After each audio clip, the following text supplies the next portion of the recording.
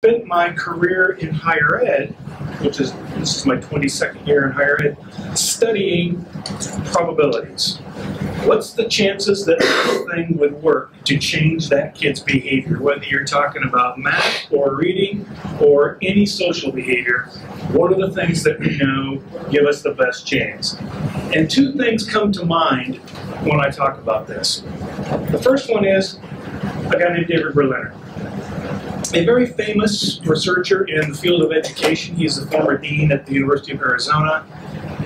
And he and his colleagues, Jerry Brophy, Tom Good, Barak Rosenshine, developed in the 70s a set of research-based strategies that they called effective schools. And after looking at 5,000 schools and classrooms and looking at what works, this is what David Berliner said to summarize that. For instance, if you were to bring all your kids in on the first day of school and assess them with something, I'm not suggesting you do this, this would just be a hypothetical. For the rest of the year, you do no assessments, you just teach. At the end of the year, we're going to give them another assessment, and you all are going to bet on how high each of those kids' scores were. How much progress did each kid make? If you haven't been doing any assessment during the year to see what their trajectory is, what would be your best indicator for what you should bet on if you want to win that bet? And David Berliner said, it's the degree to which those kids were paying attention and engaging with you during the lesson throughout the year, or what he calls engagement.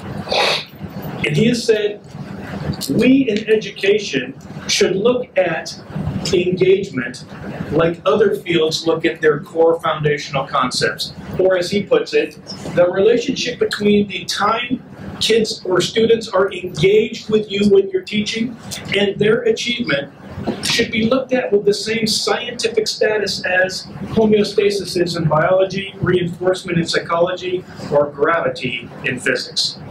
It's that big.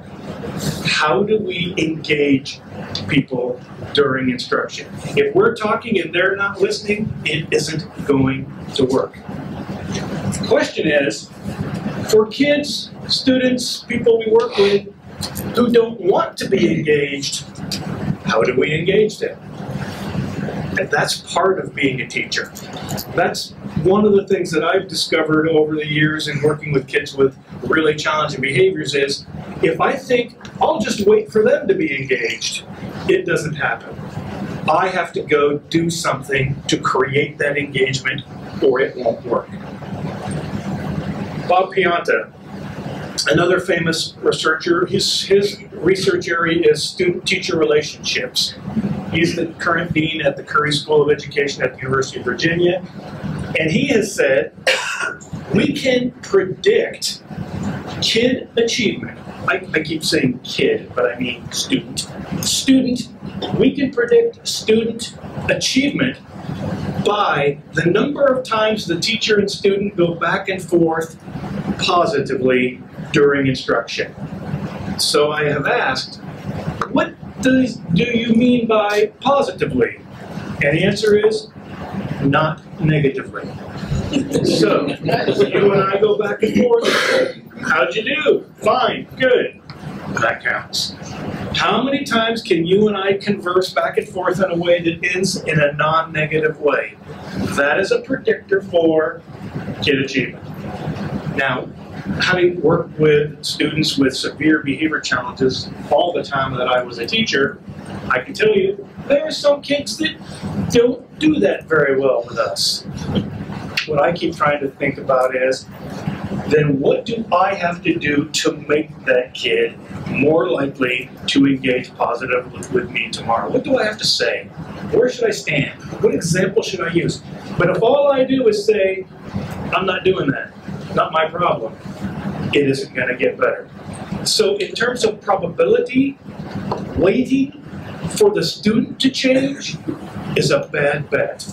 If you were betting on success, anytime we say, I've already told them it's up to them, will be a really bad bet.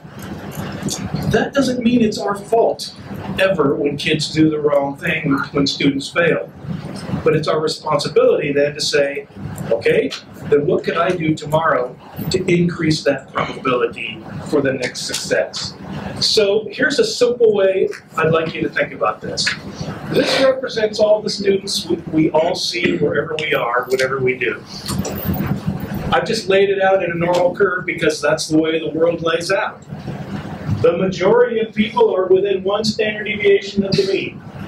Almost 70% are going to be average. You know those students who are between 1 and 2 standard deviations above the mean. Those are your kids that do really, really well. And you can't see it here, but it's 2%. It's actually slightly less than 2% of kids that are way out there. Kids that do way better than everybody else. On the other side of this curve is the same thing. Kids that are at risk for big failure and kids that already have big failure. Those are the groups of kids. So here's a good question to ask. Can we predict where you're going to be next week, next month, next year based upon where you are on this curve? And the answer is kind of. But it's not one data point. It's if you can see multiple data points, you can predict where that kid will be in the future. So here's a way to make that really obvious and logical for you. We're getting rid of the normal curve, and we're going to go to Snow Hill that looks like a normal curve. I'm going to come into your school, and I'm going to pick a student at random. I'm just going to close my eyes and pick someone out of your roll book. The kid that I select is probably going to be in this area because there are way more of them. So let's just say this is the average kid. Now, I don't know exactly how to say this for you in your school, but I'll tell you how I say this to other schools. So what if this was a little kid on their first day of school? And we really want them to be successful. So on the first day of school, I need to do something about that kid. That kid is here represented by a snowball. If that kid is successful, the snowball's going to move this way. If they're not, the snowball will move this way. What do we know about snowballs when they're rolling downhill? They get bigger and heavier, which makes them roll faster. There's a Newton's law in there somewhere. So, here's this kid. He or she is a snowball. And on the first day of school, I come in and say, meet you at the door. Glad you're here. Great, great, great that you're here this year. Did you know that we walk in the hall here? That's what we do to make sure that we're respectful and responsible. Come on with me. Wow, you are a fantastic walker. Great job. I'm really impressed by your walking. I'm going to remember you because you're a great walker, and I'm going to need you to show everybody. Now, this kid on the first day is thinking, damn, I never even thought I could walk. But and that's all we needed to make that snowball roll to the right. And here's what we know. Every single time a person is successful with anything we ask them to do in the school, anything, it statistically increases the probability of another one. Every success is a predictor for another success. Just think of this logic. I'm coming to your school tomorrow. I want to watch one of your students be successful with everything they do all day. If the person I watch is successful with everything they do all day, every one of you gets a $10,000 bonus. Can I pick the kid, or do you want to pick them? You do it. Because which one are you going to pick? He's had 10 successes this year. What's the probability number 11 will be tomorrow? I don't know. He's had 40 successes this year. What's the probability number 41 will be tomorrow? I don't know, but it's greater than his probability. He's had 1,000 successes. And you can see, the more success you have, the more predictable it is you'll have another one. And the bigger it gets, when you get to 1,000, it's really big. And that's what happens. We have to, as educators, create success for the students we have. If we continue to create success, what will happen is that snowball will get so big and so heavy and roll so fast that it can't be stopped. And that's what we want. Kids roll right out of the school and be independent and successful without us. Success creates independence. But success has to create success enough times to make independence. So what we get down here are kids that don't need us anymore. That's what we want. It's the same thing happened to all of you. At some point in your life, somebody taught you to read. Now, I bet when you get up in the morning, you read the newspaper or your phone every day, and nobody ever says to you, good reading, good job sounding out that word. Because you don't need it anymore. You did. When you were up here and you had very little success, somebody needed to tell you about every little success to keep you going. But once you got it and that snowball started rolling, people said that less and less and less to the point where they don't say it at all. What makes your snowball keep rolling? Success. That's what we have to build with our students. How do you build enough success that they don't need us to build success? Well, that's not an easy thing to do, but it's a lot easier to do if we're starting here than if we're starting down here.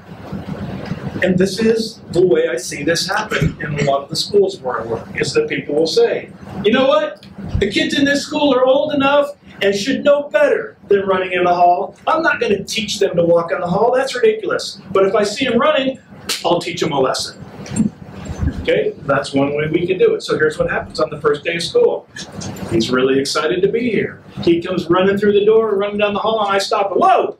We do not run in the hall here. We walk in the hall. I'm going to be watching you this year because you look like Now what we got on day one is a snowball rolling the wrong way. And here's a problem.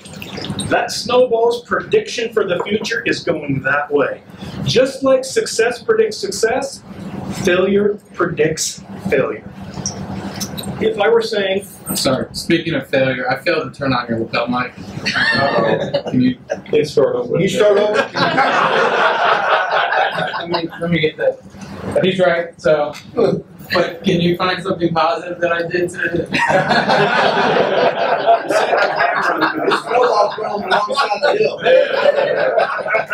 It's all part of an orchestrated plan. Right? So I'm coming to your school tomorrow. I want to see a kid have a problem. If I see a kid have a problem, you all get $10,000. Right now, you're all thinking of the same kid. If you work in the average school, there are 2 or 3 kids that are on everybody's mind constantly. And if I said, problem, that's the kid that pops up. It's predictable. The more times a kid has failures, the more they will have. Every failure that a kid has in a school statistically increases the probability of another failure. Just like success. So what happens if you get success and failure one-on-one all day long? You don't go anywhere. We have to have more success than failure to predict this snowball will continue to move. Here's what we know. For the average person, and this is average and is general and we don't know a whole lot about it, but for the average person, it takes about 4 successes for every failure to keep a snowball rolling that way. By the time they get down here, it's the same thing, but those successes come naturally. You don't have to make those successes. But these are the kids, here and down are the kids that I work with. The data we have right now says, if you want to change this kid, first of all, you have to stop that snowball from rolling. And this is the hard part that people don't think about. You also have to roll that snowball back up the hill before you can push it over the other side. The data we have says it will take 14 to 1 to move that snowball back up a hill. What that means is, the longer we wait before we do something to change behavior, the harder it will be, the less likely it'll work. Honestly, when we get kids down here, the bottom 2% behavior-wise, in my field, we talk about treating those kids like they have diabetes. And what that means is, you aren't going to fix it. You've got to teach them how to deal with it for the rest of their life, because it's not going away. Now that's sad that we have kids down here, but we do.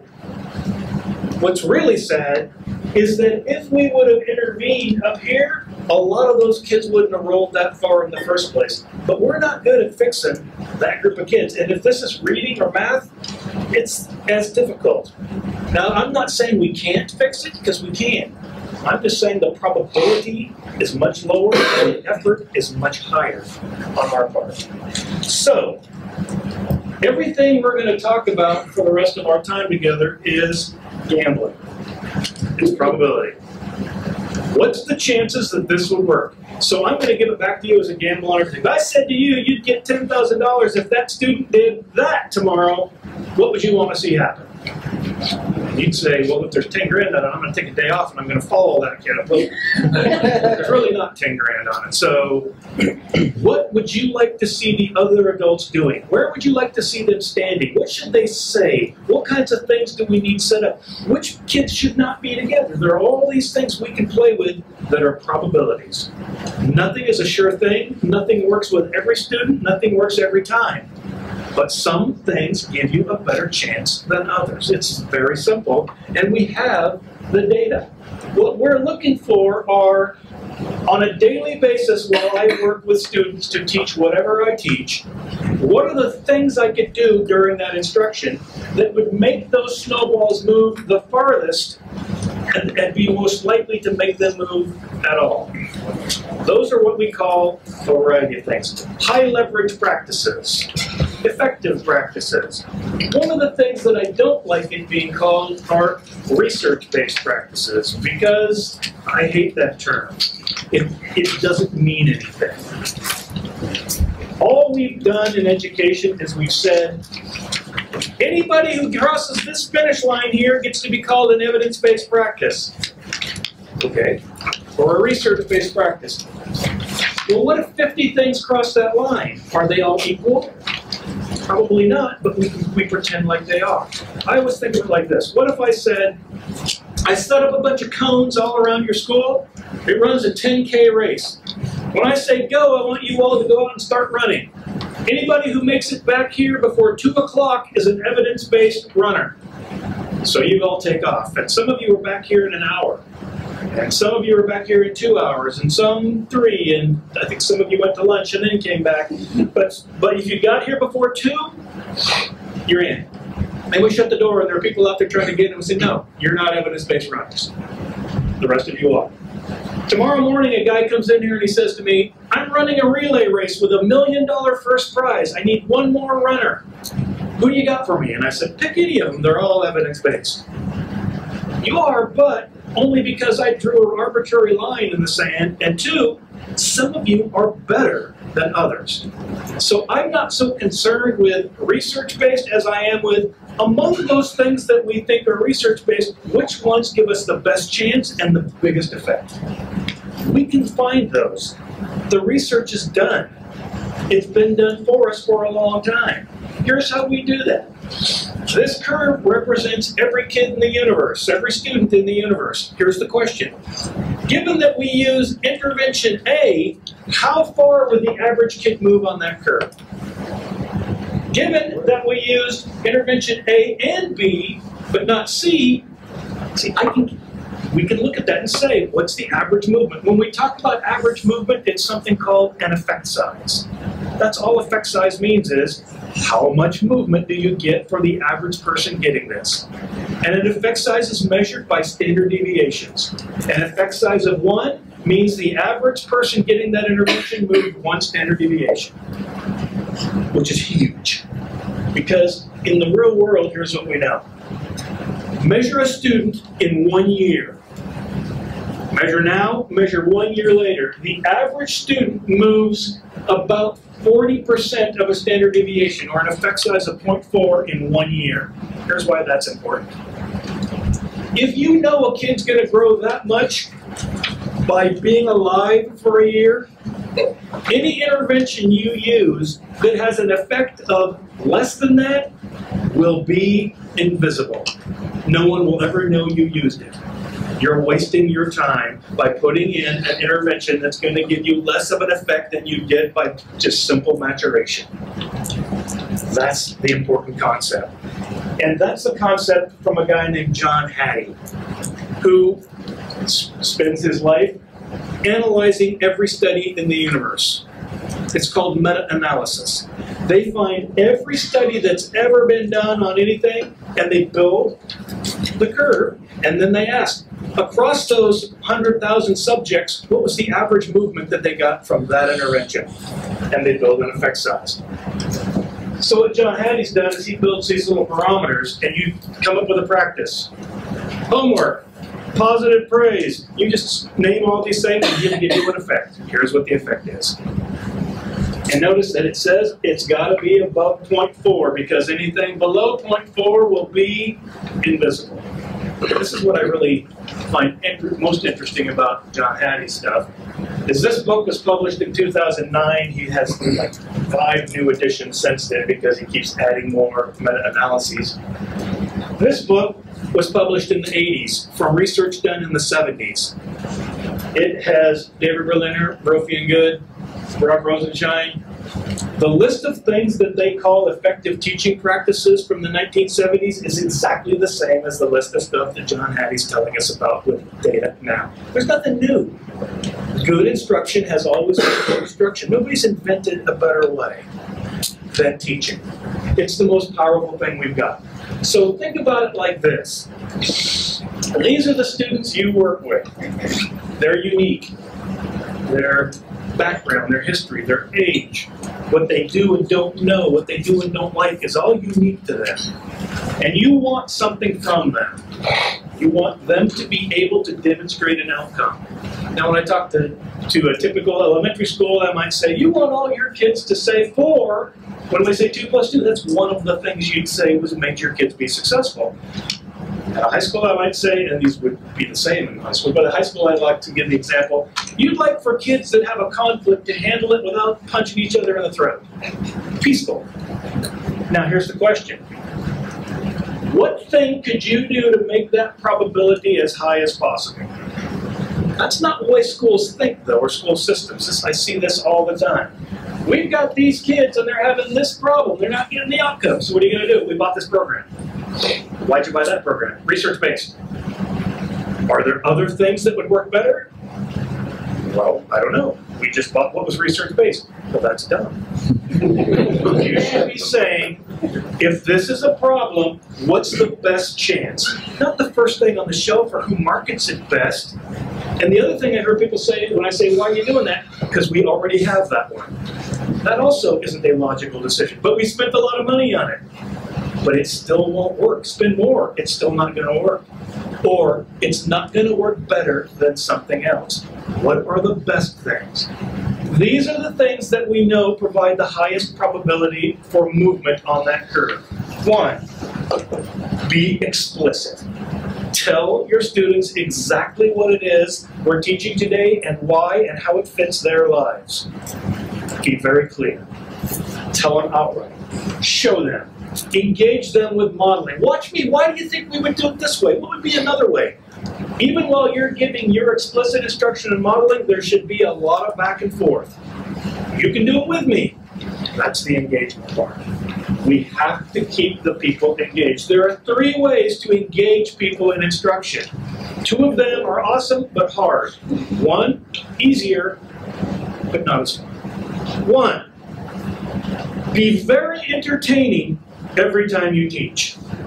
Good luck with that one. Sometimes that can happen. 2, only teach things that are super exciting and interesting. Good luck with that one. Sometimes. And 3, go out and get them. What would be another way? What would happen if I did it this way? Everybody build that. What do you think? That's the 3rd way to engage kids. Now, if you could do all 3, that would be fantastic.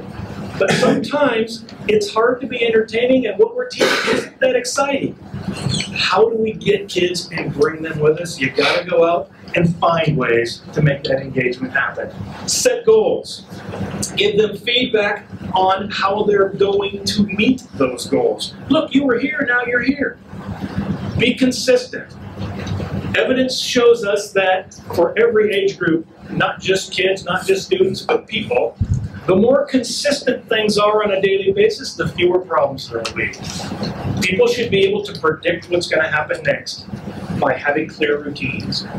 Don't set kids up to do practice until you've done it with them to make sure they can get it right. It's part of that we need to have more successes than failures thing. If you just go, here it is, watch me, there it is, you do it, and they fail, a snowball has rolled in the wrong direction. So before I say you do it on your own, I'm going to say, let's do that one together in a way. Why don't you start, what will you think of first? And I'm going to guide that practice first. Proximity means walking around, talking to kids, being in the room. Don't teach from your desk. It's hard not to teach from the front, but when you're really engaging kids, we want to walk out there and talk to kids and have a more personal interaction. Space out your practice. Don't make your students practice a whole bunch on something in one period. You get a much bigger effect by a small amount of practice spread out over time, but with high rates of success. Do it 3 or 4 times really well each day, you'll get a bigger effect than doing it 20 times one day. Give them assessment constantly, throughout, not only at the end. And the bottom line here is, this whole system has to be set up to make kids successful more often than they fail. How much more often? It depends on where they are on that snow hill. If they've gone down that side, it might be 14 or more to 1. If they're average, 4 to 1. But here's what we know. If you're not getting the rate you want of success to failure, the only thing you can do to get it is to go back and do these things again, only more intensely. So I'm in the Department of Special Ed, and people say, what are the special things that you guys have in special ed? Or they'll say for me, for those kids with the worst behaviors, what do you got for them? And I say, it's the same as what we've got for everybody else. Only way more intensity, more time, more difficulty. You're going to have to be even more explicit. You're going to have to do more modeling. You're going to have to be more engaging. That's all we've got. But this set of things put together, the effect size of those things as a package is greater than medication or psychotherapy if you're talking about behavior problems. Now, that doesn't mean we don't need medication or psychotherapy. It means we need to do this first. If this doesn't work, then we know we might need some other things. But this is our foundation. This is our big probability. This is the thing that gives us our best chance of getting what we want. So take that logic and apply it really simply to PBIS. Here's the simplest way to start talking about PBIS. This triangle represents every student in your school. 100% of the students. So think about it like this. The students in your school are rusting. Rust is bad for them. So here's what you're going to do to prevent rust. First, take your moisture meter around the school and find damp areas and paint those damp areas with green, rust-proof paint. Second, line all your students up down the hallway with their hands on the wall and go through and paint them all green with rust-proof paint. What we're trying to do is avoid failure. So places where kids might have a failure, we fixed. And we're going to go in and do something for every kid to maximize their potential. Now here's what we're going to know. Some kids are especially prone to rust. And if you wait too long to find them, they can corrode all the way through. So you're going to need to spend your year constantly scratching at kids as you walk around. And anytime you find a kid who's chipping away, you stop and say, green paint's not working for that kid. What do we do for those kids? Those kids will require a coating of yellow rust-proof paint, which we know as super rust-proof paint. Now, if you're thinking about this logically, you'd say, well, if yellow paint is so great, why don't we just put that on everybody? We could. Here's why we don't. Yellow paint works best when applied on top of a coating of green. Number 2, yellow paint is more expensive. It's more individualized. You're going to have to spend more time dealing with it. So you don't want to use it unless you have to. That's why we do green so aggressively. Continue to chip away. And you're going to find some kids, believe it or not, even with yellow paint, are starting to rust. It's a small number of kids, but they're going to need Super Deluxe rust-proof paint, which comes in red. Now, why not just put the Super Deluxe red on all the kids instead of yellow? Again, red works best when applied on top of a foundation of both green and yellow. And two, when you go to Lowe's to buy your red paint, it's prescription. They're going to say, who's the kid? How far behind are they? What do they do? This is individualized intervention. It's very expensive. Yeah, if we could afford to put every single kid in every single school on a totally individualized plan with one adult to work with them, that's what we should do. But we can't and we won't, so that really doesn't make sense. Instead, how do we make this so strong that we don't need as much of this on top of it? And how do we make this so strong that we don't need? That's PBIS. Apply that to behavior. Here's another ridiculous analogy just to make that. Let's say we're not talking about math or reading or science or writing or behavior. We're talking about kids' health. There's a really bad flu going around in your school this year. Here's what we know about this flu. Kids are catching it from one another. It's communicable. 2, you can see it coming. Show me a kid with a low-grade fever and I'll show you a kid who's really likely to have a high fever very soon. 3, if you can catch that fever before it hits 100, or right in that neighborhood, we're very good at knocking it down with liquids and vitamins. 4th, if you can't get that fever stopped by 103 or 4, the student is very likely to die if we don't do radical brain surgery. I'm making all this up, by the way. That's where we are. So if you knew that was going on in your school, what would be the thing you'd want to do first the next time you saw your students? And nobody ever says to me, we're going to need to buy a box load of scalpels for brain surgery. They say, teach. Yeah, teach your kids. My thinking right now is green paint. How do I keep kids from getting this flu in the first place? Well, it's communicable. Let's teach them. Wash your hands. This is not teaching right here. Hey, there's a bad flu going around, wash your hands. That's not teaching. It doesn't take a teacher to say that. That's like saying, I'm a teacher, I teach math. 2 + 2 is 4, we're done. That's not teaching, it's saying. And there's a real difference between telling kids something and teaching them something. You would say, here's why we're washing our hands, here's when we do it, here's how often, here's how long it should take, here's how much soap to use. This requires explicit instruction with modeling and engagement because it's a life or death situation. Second, we would start thinking of all the other things we want to teach to kids. Don't touch your face. Cough into your sleeve instead of on your hands. Throw those things away. And then you'd have to think, what's unique about our school? Your school's unique. What do your students have going on that's different that you're going to have to teach that's different from other schools? So the example I have here is, if you're in an early childhood center, you might also need to teach, keep your tongue in your mouth, or don't lick things in the school. Or, I doubt your students need that. But what do your students need? What's unique about them? That's the idea. Is PBIS is teach what your people need to know to be successful. Now, we got all that done. What we're going to need to do next is we're going to need to figure out who is prone for the flu. Do you remember what our best indicator was of someone who might be getting the flu? Low-grade fever. We're going to need a great test, a universal screener for that. You know what the most accurate way is of assessing core body temperature? Rectal thermometer. So here's what I'm going to suggest you guys do for the rest of the year. I can already tell you don't like the sound of this. We could spend so much time and effort running tests on kids' behaviors and readings and all these things that that's all we would do all year is test. What we want is something so simple that we could do it with what we already do. It's not an add-on, it's part of what we do.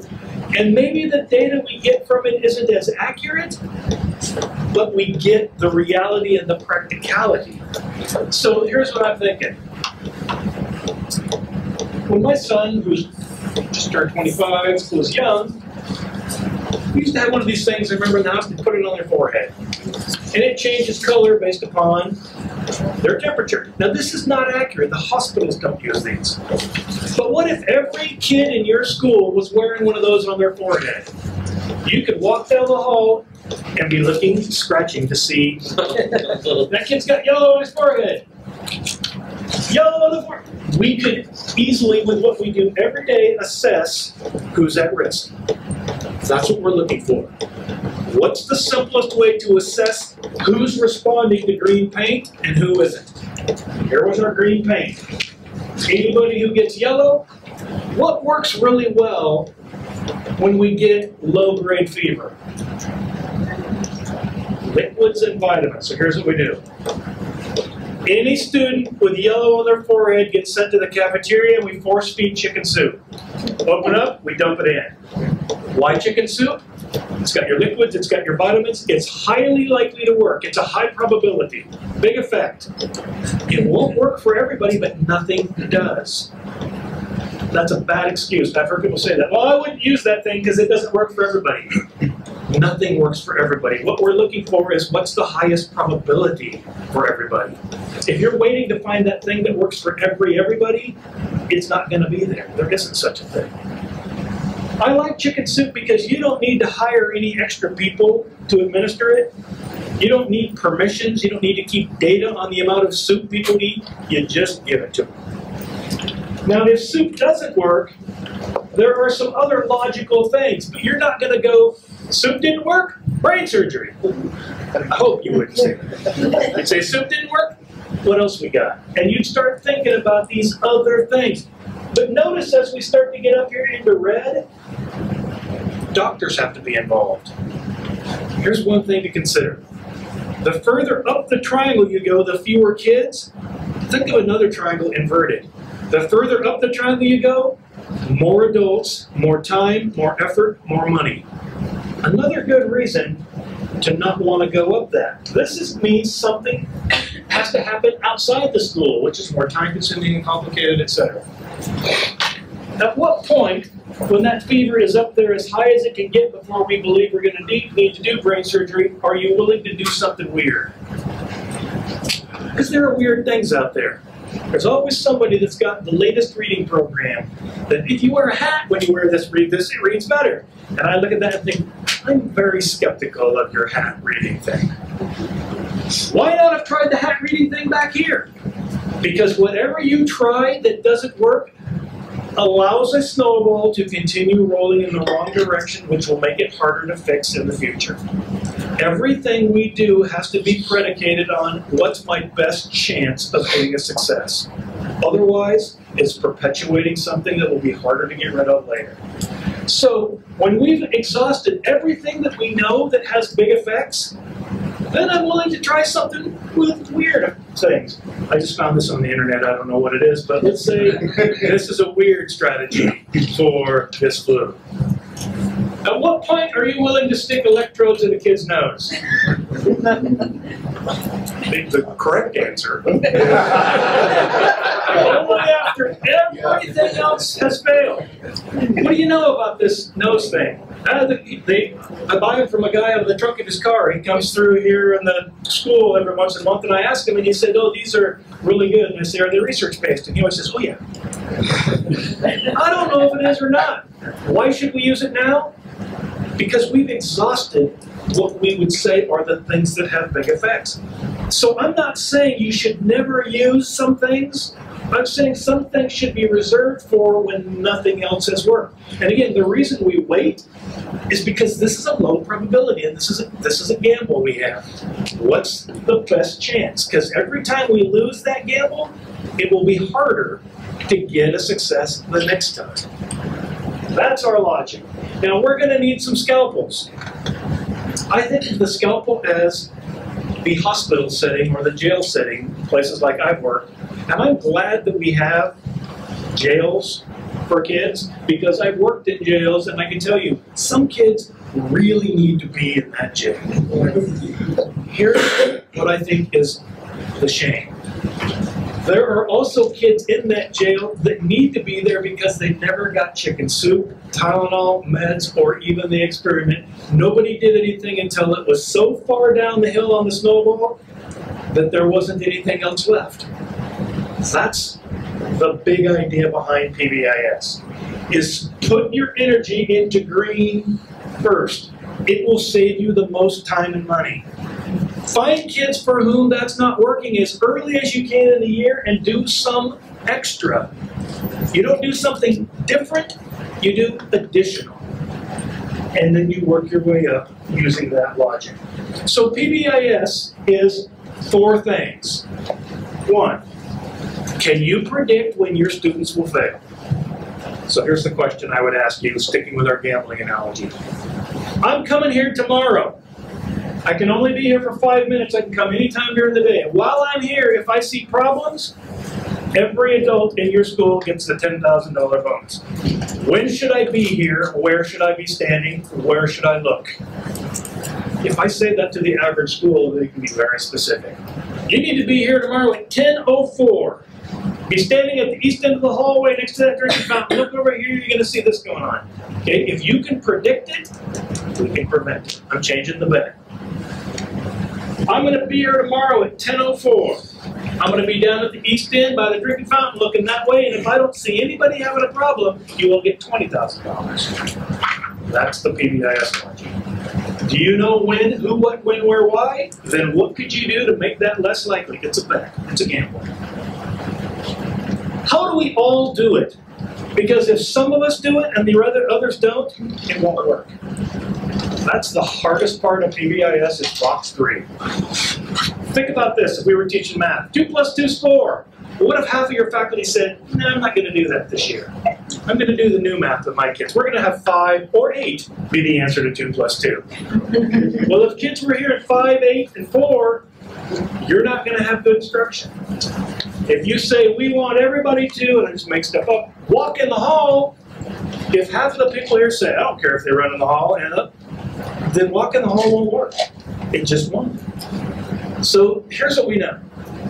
If you said, keep your feet on the floor, don't put your feet on the furniture, and then I heard that, I understood it, I remembered it, but I made an error.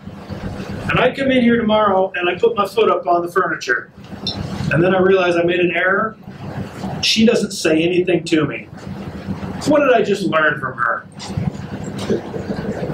Putting feet on the furniture is okay sometimes. Like when? Like when she's here. I wonder if there are other people like her out here. How will I find out? I have to test you all. But if I do this tomorrow, testing him, and he says, well, that is not respectful. Where should your feet be? Please go get a towel and wipe that footprint off. Okay, keep that in. He corrected me, had me repair that damage. Great. Now here's what I think the rule is. Keep your feet on the floor around him. Not around her. Still a lot of testing to do. One person, adult, in your school who teaches differently than what you've all decided will make it not work. That's why it's important to get box 3. It doesn't matter what the rule is. Walk in the hall, crawl in the hall, roll in the hall, whatever. It's that we are all on the same page. 2 + 2 is always 4. If we're not on the same page, it doesn't work very well, or at all. This is in box 4. How will we know if what we're doing in box 2 is making a difference? You got to have that thermometer on the forehead. You got to count how many yellows did we get on the forehead. Take those ones with yellow on the forehead back and ask this question again. Among our kids that had yellow on their forehead, when, where, doing what, why? Oh, well then maybe for those groups of kids we could do this thing extra. Everybody's got to do it. Collect your data. And you find out at the end, here are a few kids with red on their forehead. The difference is when you go back the 3rd time, you got to put those kids through one at a time. Jimmy. When does Jimmy have problems? Where does Jimmy have problems? What's going on with Jimmy? It's individualized for that point forward. Time consuming, expensive, and a lesser probability of effect. So I'm going to lead you quickly through what it would look like to think through all the steps of PBIS. The first part is understanding. When I, in the past, setting these up and working with schools, I go in early and I say, all the adults in the school need to know what PBIS is. And then they need to vote. Are we going to do this? And I've generally asked for, you need to have at least 80% of the adults in your school saying, yes, I want to do this. Or it probably won't work. What am I voting on? The 4 boxes.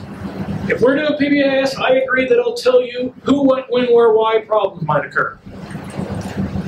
If we're doing PBIS, I will tell you what I think we could do to prevent that. Simple. Where I'd stand, what we'd say, how we change the schedule, how we change the movement. 3, this is the hard one. I agree that I'll do whatever we all vote to do, even if I don't like it. That's the one that catches me. And we have to keep reminding them. Getting your own way is only important if what you want is the right thing. Maybe you're right. Your way is better. How will we know? Number 4, the data. Only the data makes our decisions. If I say, I think that's a bad idea, and you all vote, I do it too. But if the data at the end of that month shows that didn't work, we go back and do something different. We commit that data drives our decisions, not who whines the most or complains or is mean. Data drives all the decisions we make. So here's a way to do box 1. This is an elementary school and a map. I gave every adult in that school 2 sticky dots. And I said, I want each of you to write on that sticky dot, or dots, the name of a problem behavior you personally see on a regular basis. Also put a time or any other predictor you can think. This is from your personal experience in the school. When I say go, I want you to take your dot and stick it on the map in the place where you were thinking. It takes them about 5 minutes to write on their dots. It takes them about 5 minutes to do this. I know now exactly, we all know now exactly what we think are the biggest predictors for kid failure. In this particular school, which is Newport Elementary School up by Cincinnati, cafeteria is your predictor. If a kid's going to get in trouble, this is where I bet. If we're going to Las Vegas and say, put your money, this is like the craps board, put your money on the place where we see probs today. Put your money on cafeteria. That's your best bet. Hallway is a second place. But we can also read those dots and tell you what? Messy manners loud, loud manners, loud messy and manners loud, messy loud, those are your things, loud messy manners. Okay, now we know noon, cafeteria, loud messy manners, who? Everybody. Why? We just have a discussion. Why is that happening? It's interesting to hear people talk that last part through because they'll start saying things like, because it's inconsistent, all of us have a different rule. Or we never really taught those things to the kids, we just put them on a poster. Or those are the things we can fix to get it back. Here's a high school, this is Newport High School. 2 floors, so 2 maps. Notice they came up with hallway, stairway, restroom, and this little outside area. So I started with this little outside area. Smoking and fighting, early afternoon, right after lunch. So here's my question to the school. Is there an educational reason for kids to be out here on this little back porch? No. Perfect, then you've got an option. Supervise them or don't let them go there. If the answer is yes, there's an educational reason for kids to be there, then you don't have an option. Supervise them. That's the only thing you got. For these other things, what are the problems? It's the problems in the hall where there's a weird mix. Going way too fast and not going at all were both problems. Moving too fast or not moving. Hands, pushing, etc. So what we end up doing is summarizing this. So this is back to the in 20 minutes worth of work, we have all the information about the biggest hotspots. Where? Lunchroom. When? Who? What are they doing? Why do we think that's happening? In the average school, there are 4 or 5 locations that come up. Now, if you have a location, and go back here a second, like courtyard with one problem, I don't think we need to spend a lot of time having a talk about the courtyard. That might be something we talk about later, but right now let's focus on where we're going to make the biggest difference, which is in the areas that have the most problems. So what we're going to do then is move into box 2 and say, what are you going to teach your kids to avoid that? What should they be doing instead? More importantly, what will we do to make it more likely they do that? You can tell your kids to do anything. You can say, the floors are dirty, levitate from now on. If they don't levitate, then your rule doesn't work. So you have to ask, what are the things we could do with what we say and where we stand and how we do things that would make it more likely the kids would do the thing we're asking them to do? So here is, this says Regent Board, it's actually new for that same high school we were looking at earlier. 4 rules for the hallway. Walk, appropriate language, hands, feet, self, keep moving. This is what I've taken to asking my schools to do. For every one rule you give the kids, there should be one thing that you all agreed to do also. Here's why I did that.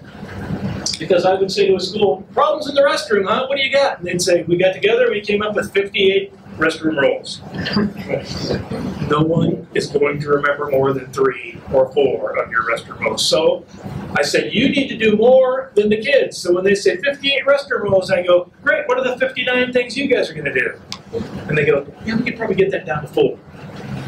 That's where we are. What are you going to do? We're going to stand here. We're going to say this. We're going to remind kids before they leave the room with the rule. That's what the adults are going to do. Then, we got to teach them. This is a cartoon that is kind of why behavior instruction often fails. It says, Miss Vince liked to go over a few of her rules on the first day of school. What we know is good instruction is explicit. It teaches you what to do. What not to do is part of that, but the first part is what to do. Because I think most of the kids in the school know not to hit, know not to use curse words. You know why they do it? It works for them in some way. What we should be doing is teaching them what to do instead. And if all you do is say, no, don't, stop, you're not supposed to, it's very ineffective. It should always be, what would be a better way? We talked about this, what's the solution? Take them back to what we've taught as we do that. So in PBIS, we've always asked schools to come up with these big ideas, like respect yourself, others' property, or be safe, be responsible, be whatever those things are. Here's why. A very simple reason. I think people think that we put that in place so they get to make cute posters. It has nothing to do with it. The whole reason for this is anchoring. Your long-term memory is where you store all of those rules. If those rules aren't connected to something, they're far less likely to be retrieved. So when you say, what does it mean to respect others, treat others the way you'd like them to treat you? What would that look like in the cafeteria? What would that look like in the parking lot? What would that look like? You're connecting your rules back to something that everybody agrees with. So what we want to know is that all the kids know the definition of these things, and then they can give you examples of what that would look like in those locations. So think of your brain, long-term memory, as the hard drive on a computer. So what if I told you the hard drive on your computer could no longer have any folders? You're not allowed to use any folders. All documents must be sitting on the desktop. And you can't name them anymore. We're just going to number them in sequence. And if I said to you, hey, you know that thing you wrote 3 years ago? Go get it. How long would you search on that hard drive before you flip me off? That's what happens if you don't connect things. Learning targets that we put on the board in our public schools. That's the whole point. Here's what we're doing today. Here's how it connects to where we've been. Here's how this all fits together. Because what the research shows us is if students don't have a place to put the facts and knowledge you're giving them, it's just random stuff on their hard drive, they'll lose it. In fact, the evidence says if you don't have a way to connect a schema for where this belongs, if kids just think this is an arbitrary random rule you came up with, it'll get lost within 30 seconds. That's why we went to this in the very beginning. Anchored instruction is what it's called. That things have to have a place to sit. You can't have 1,000 random rules, they won't work. They must be compartmentalized. And that's why we built the compartments at the start. We've asked our schools to also create a matrix, which is simply a curriculum. This is not for the students, this is for us. Responsibility, respect, readiness, that's what we teach to the kids. We all decide what kinds of behaviors would be good examples of readiness in the hall, in the cafeteria, on the playground. And there should be a blank row on here that's my classroom. Just me. Every one of you should have your own set of classroom rules. They need to be the same for everybody. However, every one of you will anchor your classroom rules to the same thing. What we find is kids do not have a problem having a slightly different set of examples in every room as long as they've been given a reason. Here's why being responsible in this classroom means doing this. See why that's responsible? Because our definition of responsible was this. That's why. Now the behavior is different here to be responsible because, and you have to explain. Here's what responsible means. That's why it's different in here. But this isn't for the students. This is for us. This is just an example of how, if you wanted to use that matrix somewhere, you could break it out. And this doesn't look like something you use with your students, but the idea would be, if you want to put something up in the cafeteria, don't put this up. And literally, we have schools that do that. And I can tell you, if we were to just put a camera on that and see how many kids looked at it, it would be 0. Nobody's ever going to read that. But they might this. It's bigger. It's more specific. They might not, too. Generally, when I think of these kinds of signs, your kids that are your average kid for whom green paint is working never even notice this. There's your kids that need a lot of red paint. Look at that sign, see what it says, and do the opposite. It's your kids in the yellow that need this sign. It's the thing that might be just enough instruction on top of instruction to make it work for them. So we don't put these up for every kid. We put them up for the kids that need them. The next one is, what do we do when kids do it right? And if I'm going to have an argument with somebody in the school about PBIS, it'll be about this. And it's ridiculous because all we're asking is for acknowledgement. This is another thing I found on the internet. I don't know where it's from or what it's about. But it's all we need to know about positives in PBIS. I noticed you doing that right. Good for you. That's all we need. That's it. That is extremely effective. Of all the things I'm talking about today, there's nothing that we're talking about that gives you a bigger effect size than good for you. Nice job. I saw you do that. It's huge. It's 0.73, 3/4 of a standard deviation for saying yes. So that's all we need. Verbal praise. Yes, thank you, good, I appreciate it. Okay, thumbs up, those all count. Under verbal praise, thumbs up can count too. But what we'd like to see when it's really effective is being explicit. Thank you for, I really appreciate, I'm really impressed by how you say what they did. Be explicit about the thing. This isn't the message, hey, I'm in a good mood today. It's a message, you were successful. Because a lot of times, even though kids are successful, they don't process it. And if they're not processing that success, their snowball didn't roll that way. When we say good for you, we're pushing a snowball that way. That's what we want. The next level of this, privileges that already exist. And I don't know in your facility what those would be, but I'll give you examples from a typical public school. I thought of this when we had a group of kids going down to the computer lab, and I was doing an observation of one kid. And they got down to the computer lab where a big argument broke out over who gets which computer of the 20 identical computers. And I thought, there's a perfect opportunity for a second layer of reinforcement. You know, you've had a really good morning, why don't you take first pick a computer? Somebody was going to get that anyway, so I'm calling it a privilege, but it existed in the environment without me having to go get it. Who's first? Who gets to take this to the office? Who gets to be the one that reads this? Who gets to be, I don't know what those might be for your students, but when you find those things that you know are competitive and people like, use them. So I've said good job to him 3 times this morning, but that's the first time I felt like I've really had a good morning from him. I'm going to find another way to find something to use. I'm not going to go invent new privileges. There are things that exist within our curriculum already. Third, public acknowledgement. Some people don't like to be called out publicly, but they might have a wall of fame, they might like a certificate to take home, they might not like their picture, they might not like having their name read over the loudspeaker, etc. But there's always some way to make a bigger deal out of something that people will appreciate. And then finally, handing out tickets and tokens.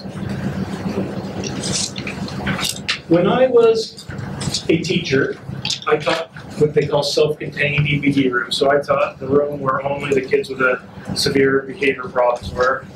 I ran a full-blown token economy. I handed stuff out for everything, and then you got to pay me back for things you wanted to buy all day long. And we had a store at the end of the day where you could go in and buy things. If I had to teach again today, I would use a token economy if I had the same classroom. Let me also say, I hate a token economy. It's time-consuming, it's laborious, that people are losing their points, or gambling their points, or yada, yada, yada. I use it because I needed it where I worked. So here's what I think you really have to ask yourself. Do we need that? Because it is a lot of work, especially considering this. If you can up the level of verbal reinforcement that your people get, if everybody here cranked that way up, you get as big an effect from that as you would from this. So why do so many schools do this? Because adults don't increase their verbal reinforcement. The studies are on that forever. Ask them to, they do it for 5 minutes and then they don't. It goes away again. If you give them a handful of tickets, they'll give them to kids. But if you say nice things, they just forget. So, what's the best rationale for using the ticket system? It reminds adults to look for students doing it right. And again, I've got nothing philosophically against this. It'll work. But it'll take a lot of your effort to do it. You have to decide, is that worth it? If you do decide to use them, and most of the places I work do use some form of it, here are some things to consider. 1, do you need to use them every single day, all day long, for every kid, for every behavior? Because there is such a thing as inflation.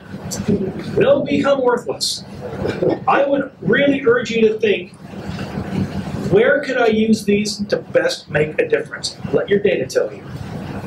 Once a month, look at your data and it says, wow, what is going on at 3 o'clock at the back door?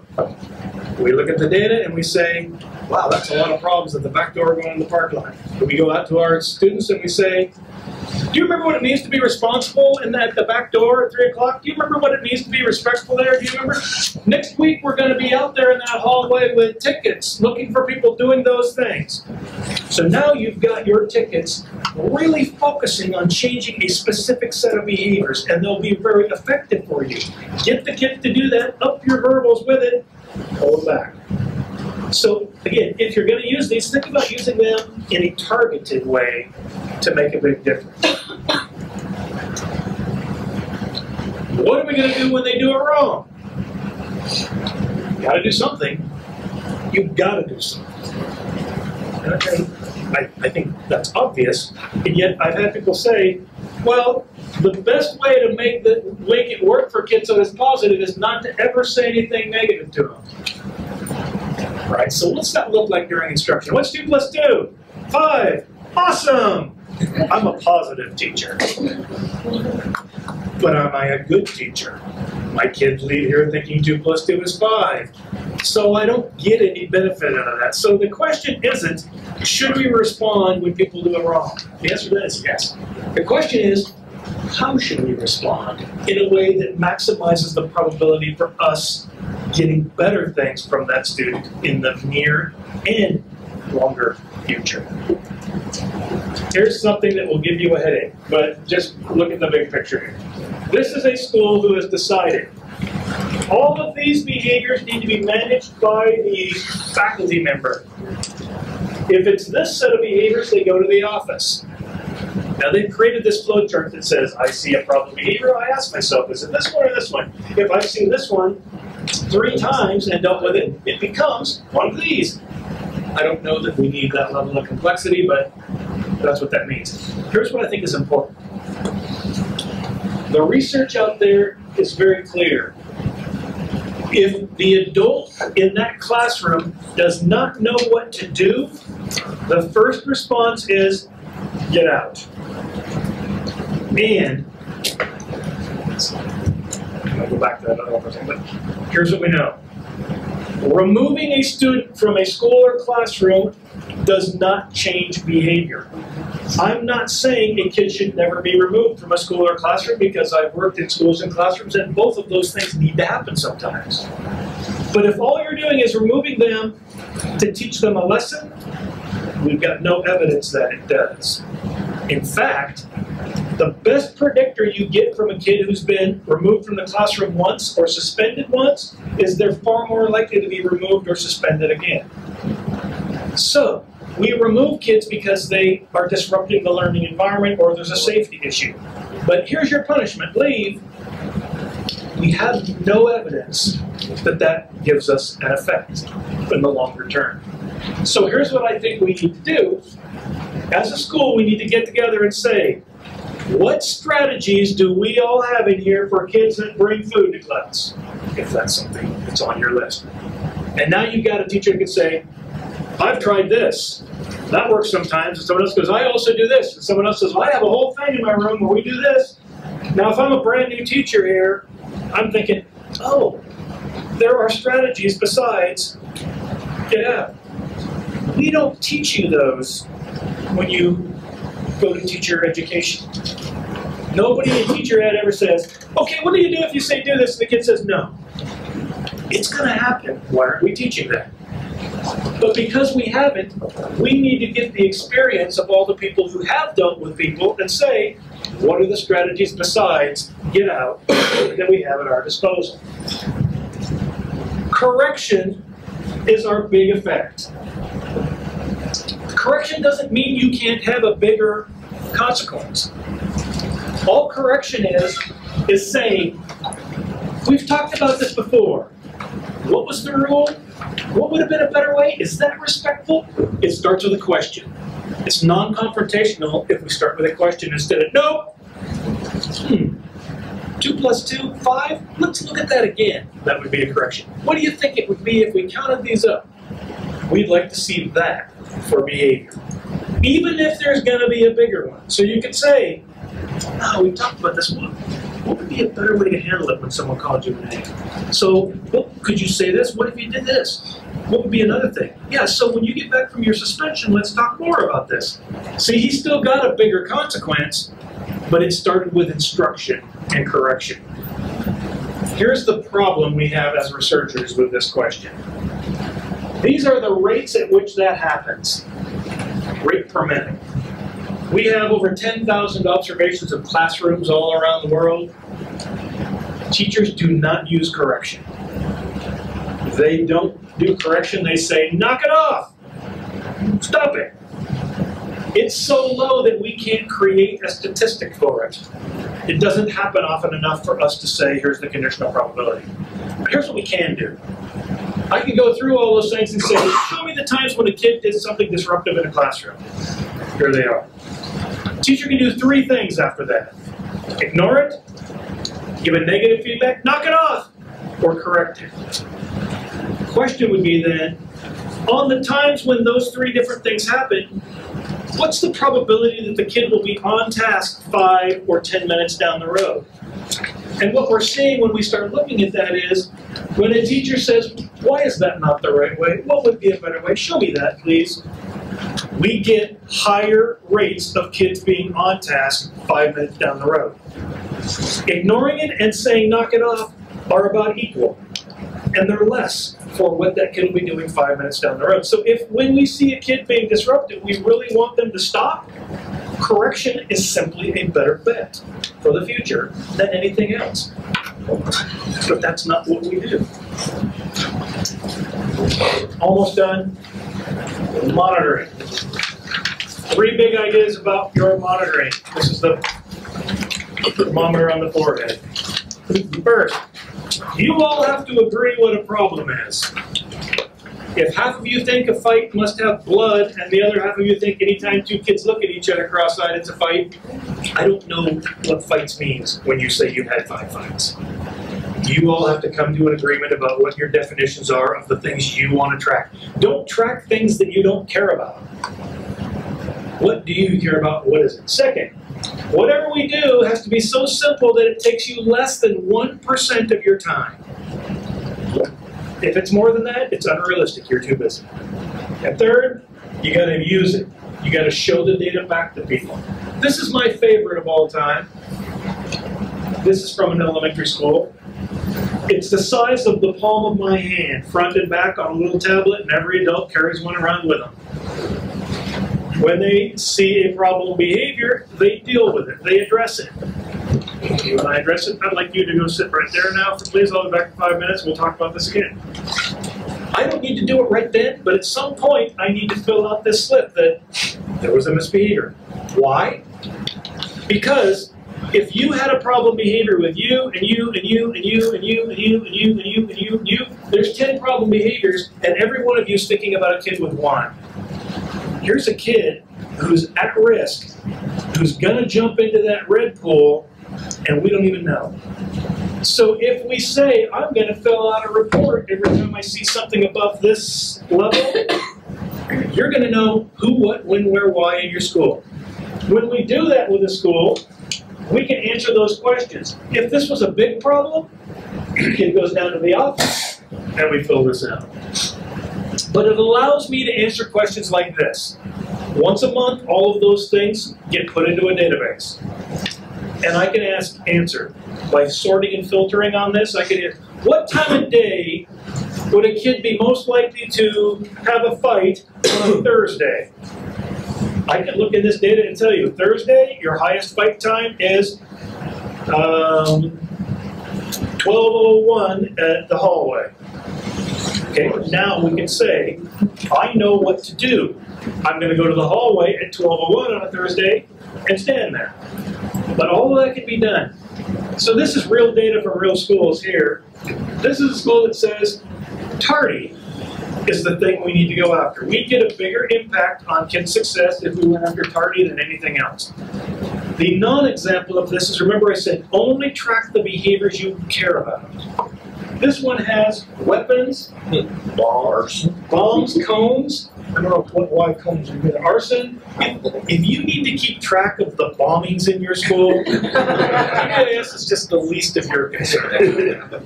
I would have a category on there called other. Because if someone's going to check bomb, I'm going to want more of an explanation anyway.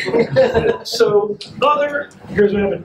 What happens when you get rid of all those other things is you get a small amount of data that is exactly what you want to know. Don't try to mince words with these things either. I've literally had a school that had these 4 things. Non-compliance, not following directions, defiance, and insubordination. And I'd ask them, what's the difference? And they'd all have a different answer. I'd say, no, they're all the same. What you've done is you've made 4 little bars of something that's really big. Make it simple. So you've got something easy to look at. If this is my school and it says 12:30 is my biggest problem, I'm going to pull out that bar and I'm going to ask, at 12:30, who, where, doing what? Okay, then if I want to make the biggest impact on that, where should we go at 12:30 and what should we teach? The data drives everything we do once we get that data up and running. If you're the average school, you will have more problems come from a classroom because that's where our students are. It doesn't mean your school classrooms are out of control, that it's highest. It should be the highest. I'm not saying it should be high, but it should logically be higher than other locations. And it helps us figure out what's going on. Now, kid number 11 here, you do not need PBIS to find kid 11. Kid 11 finds you. You all are thinking of, you're picturing the same kid number 11 right now, or person. Here's what I'm concerned about.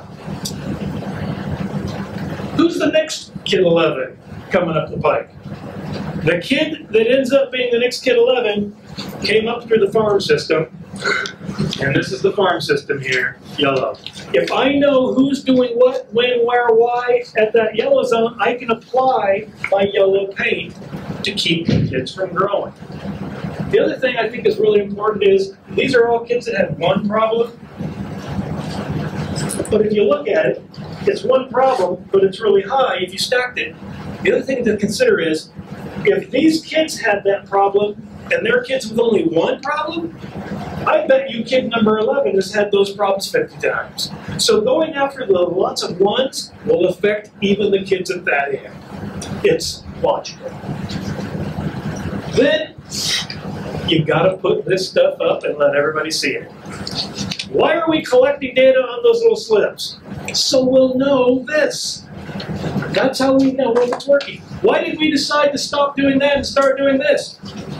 Because the data showed that wasn't working. But what we'll do is we'll discuss this. This is our decision as a school. PBIS does not ask you to buy any curriculum or do any particular program or instruction. All it does is create a framework. What's predictable about your school? For us, what would give us the biggest impact? And as a bottom line, effective instructional practices has to be the foundation of that. But how you do that? Up to you. How will we make sure we all do this together? That's the hard part. You're going to have to work as a team and as a school and say, us all having the same thing gives us a better impact than each of us having our own ideas. But data drives the decision making. That's how easy PBIS is supposed to be. Predict it, prevent it, be consistent, and evaluate it. That's it. It's a framework. You can take that exact same framework and apply it to academics, and we call it RTI, response to intervention. It's the same logic, multi-tiered systems. And it's been around for a long time. PBIS did not invent that logic. But it's really supposed to be